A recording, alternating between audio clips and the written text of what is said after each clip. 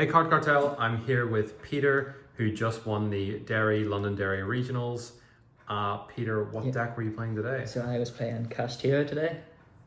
So the main reason I was playing Kashtira is because it was Snake Eye format, so I was looking for the best shifter deck because I couldn't be bothered to learn Snake Eye, and I thought Kashtira had a good matchup, and it was also good against all the rogue decks and the other shifter decks. Yep, pretty strong reasoning.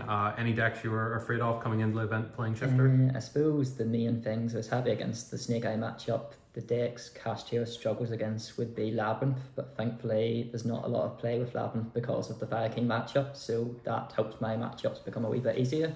But if someone did ignore the format completely and come with Labyrinth, it would be a bit of an uphill battle.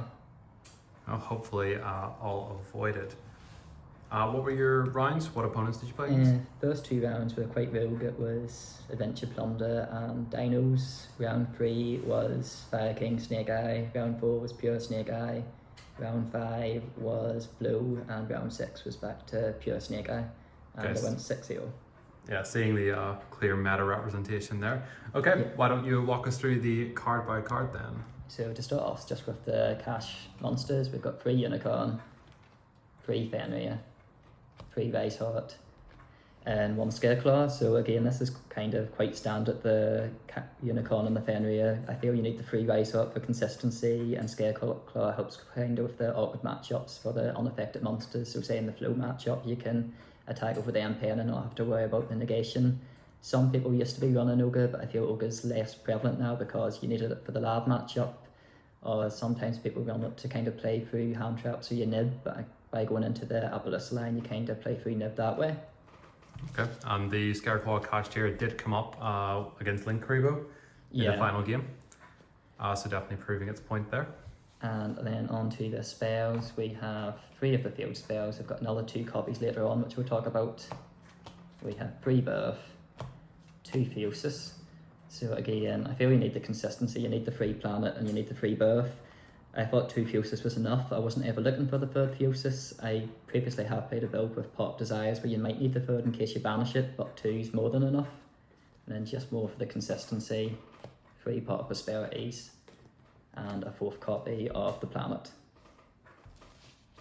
That's great. And any issues with those ratios at all? No, consistency was perfect, and in the Pot of Prosperity helped me to get into my side deck cards or some of the tech cards just to help with certain matchups. That's great. And what non-engine did you run for this event? So non-engine was an awful lot of hand traps plus a couple of extra spots. So the main hand trap of choice was Shifter, and if we didn't get that, we had the usual generic lineup of Ash, Emperor, Vela, and Mona. So again, Shifter, I didn't actually draw it too often, but when I did, it was very good. The main map things for the matchup against the Snake Eye matchup was Emperor and Vela and Mona really helped to hit the Ash. And then if they somehow got through that, then I had the Ash Blossom as well, just in case. You don't ideally want to draw that by itself because that just lets them get into heater. But for a combination of the 15 of them, you hope you've got more than enough to stop them or to get them to have quite a small board to break. Yep, seemed like the approach a lot of players took for recent events was to have a lot of the single effect negation hand traps. And what were the 3 flex cards you played? So next 2 was kind of a mixture between consistency and kind of breaking the boards and floodgates. So set rotation was the 5th copy. Again, Kashtira needs to play. You need to find your Unicorn plus a combination of either Racehort, Fenrir or Birth. Set rotation, if I'm going first and I don't have engine, I use set rotation to get my field spell. If I do, then I have to kind of go with 2 different pathways. First of all, I could either just go with the standard engine and just set rotation, and then on their turn, as soon as they try to activate a field spell, I can use set rotation to stop the effect. Or say against the flow matchup, I would set it and hold it for evenly match and then use it at the start of battle phase so evenly match couldn't resolve. Or sometimes if I just had a very bad hand, I could just set Necro Valley and hope that's enough. Yep, I see 1 copy of everyone's favourite type of cards, the floodgates. And the very final one is Rivalry. So Rivalry is good. I kind of thought you could have more hand traps, but then you would break. Rivalry is good going first, because if you have some sort of a board with follow-up, which is very easy with Birth and you set Rivalry, they're trying to break through your board and don't know about Rivalry, and they just don't have enough to go through it. Sometimes going second, you can do enough damage, you haven't quite cleared the board, or you've just about broken it, and you can set Rivalry and that will get you to turn forward. It will help you just start the attack in the next turn. Yep. Similarly, we saw a lot of Flu decks adopt one copy of Rivalry as a board breaker, even when going second, just because its effect is so strong against most of the decks or and boards decks want to produce. What was your extra deck like? Extra deck, the main thing was just the Draco Sack line into Abalissa. So I went into this probably most games. So Draco Sack, which then went into 2 tokens, which went into 2 Link Spiders. But you then went into the Link Spider into Crystal Heart and used the Crystal Heart to bring back a Link Spider. And then what you did after that kind of depended what your hand was. So if you hadn't activated Pot Prosperity, you'd normally go into Heat Soul and then go into an Abalissa for 2 negates. If you had Pot Prosperity in hand, you probably weren't using this and was just going into a 3-link Abalissa.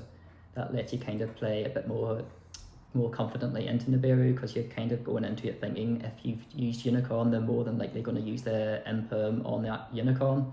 So if you've managed to get through that, it's going to take a very patient player to not use the Imperm and save a combination of Nib and Imperm, which could hurt the deck, but no one was doing that. So you went for a skill check instead, and it paid off very nicely.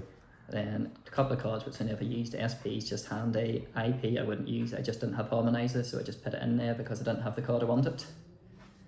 And then the last time I'll ever get to use Baron, because it's getting banned tomorrow, and again it came up once. It's very good in the simplified game state when you get to that top deck, but unfortunately it is going to be gone.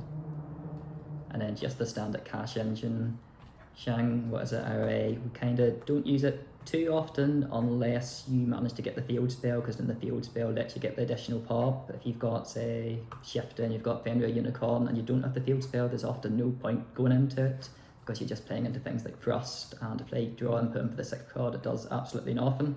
But if you have a combination of field spell or you've just got extra monsters, it's handy to go into. Dad's probably one of the more common ones you go into, especially if you've got like unknown back row. It just helps you check that before you go full combo. Big Eye, tend to only use it in the mirror match, or if I'm going second and I broke the board somewhat, but in main phase 2 I just need to take whatever I've got left. So I took a Baron and someone in main phase 2 in a Snake Eye matchup, and that nearly helped me get back. This is mainly for if you get them low or you're getting into the 3rd game, just to burn them for time.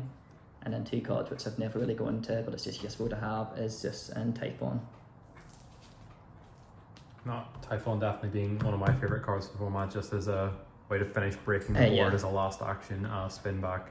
I did play a little bit of Cash and saw Big Eye being one of my favourite cards of just change of heart on legs. We see those take cards becoming stronger in the next format, so that might be consistent. Yeah, it's very good.